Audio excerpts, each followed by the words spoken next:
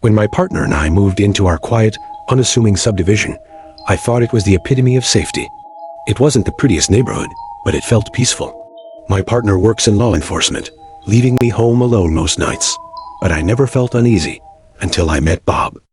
A few months ago, we adopted a small dog, and I started taking frequent walks through the neighborhood for potty training. I didn't know many neighbors before, but the walks introduced me to more faces. Most people were friendly and harmless, except for Bob, a man in his 50s who lived nearby. The first time I encountered Bob, he was doing yard work. He stopped me to admire my dog, and what I expected to be a quick exchange turned into a bizarre 90-minute monologue. Bob launched into tales of his military days, training attack dogs, surviving being shot, and working on secret missions that apparently involved every U.S. presidential cabinet on speed dial. He claimed to have hung out with celebrities, done construction work for them, and wrestled alligators in his spare time. He spoke 7 languages, had a black belt in martial arts, and even suggested that Googling his name would trigger a government investigation. It was so over the top that I politely nodded, inching away while mentally labeling him as eccentric. Then, the conversation shifted. He asked if my partner was the cop who lives down the street. Caught off guard, I said yes, a mistake I instantly regretted. Bob claimed my partner and his son had bad blood, possibly over some connection with his son's baby mama. None of this made sense.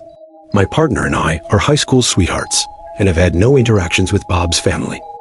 Bob's attention turned to me. He commented on my red hair, asked to see my eyes, and kept saying I reminded him of his daughter. Then came the unnerving part.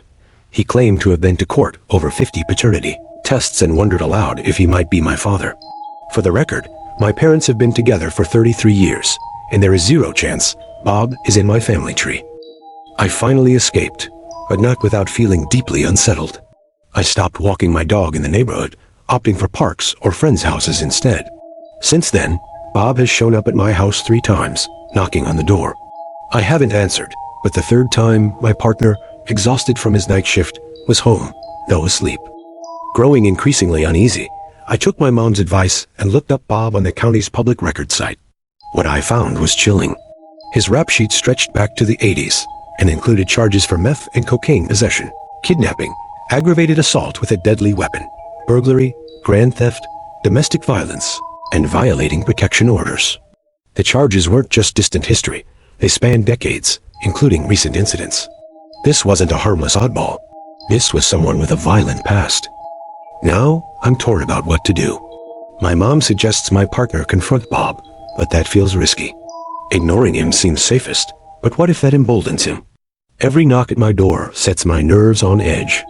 Bob may live in a small, quiet subdivision, but he brings a storm of danger I never expected.